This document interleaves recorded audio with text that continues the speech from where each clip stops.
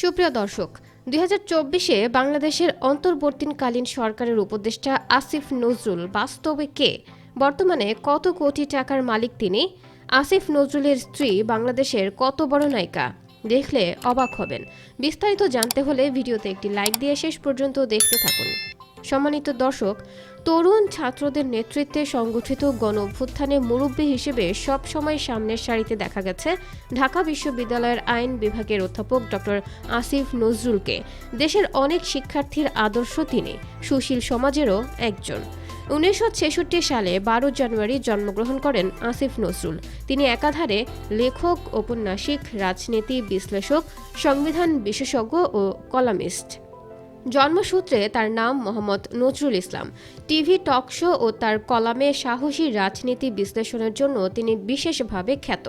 বেশ কিছু গ্রন্থের রচয়িতাও তিনি। আসিফ নজরুল ঢাকা বিশ্ববিদ্যালয়ের আইন বিভাগ থেকে 1986 সালে স্নাতক ও 1987 সালে স্নাতকোত্তর সম্পন্ন করেছেন। 1999 সালে SOAS school of Oriental and African studies university of London থেকে তার পিএইচডি সম্পন্ন করেন।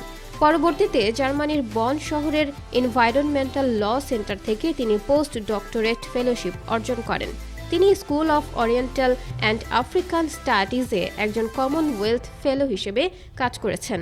ঢাকা বিশ্ববিদ্যালয়ের শিক্ষক হিসেবে যোগদানের পূর্বে 1991 সাল থেকে আসিফ নজরুল একটি বহুল প্রচারিত সাপ্তাহিক পত্রিকা বিচিত্রায় প্রতিবেদক হিসেবে কাজ করতেন।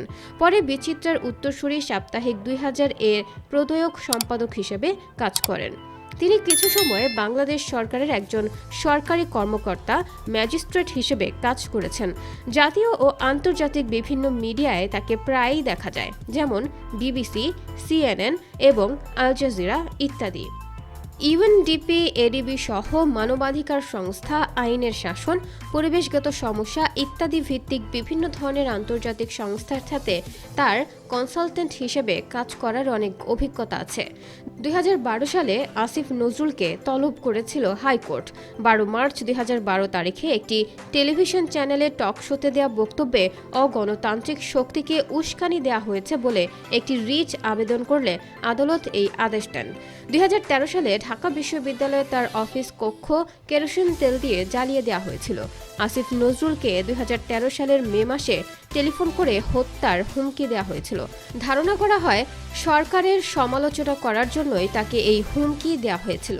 2017 সালে মাদারীপুর আদালতে আসিফ নজরুলের বিরুদ্ধে 500 ও 501 নম্বর ধারায় মানহানির মামলা হয়। বর্তমানে আসিফ নজরুল কত কোটি টাকার মালিক সেটা এখনও জানা যায়নি। ব্যক্তি জীবনে আসিফ নজরুল প্রয়াত কথা সাহিত্যিক হুমায়ুন আহমেদের কন্যা শিলা আহমেদের স্বামী। শিলা আহমেদ এবং আসিফ নজরুলের বর্তমানে একটি কন্যা সন্তান রয়েছে। তো বন্ধুরা, বর্তমান সরকারের উপদেষ্টা আসিফ নজরুলকে আপনাদের কেমন লাগে? বর্তমান সরকারের উপদেষ্টা হিসেবে উনাকে কেমন লাগছে?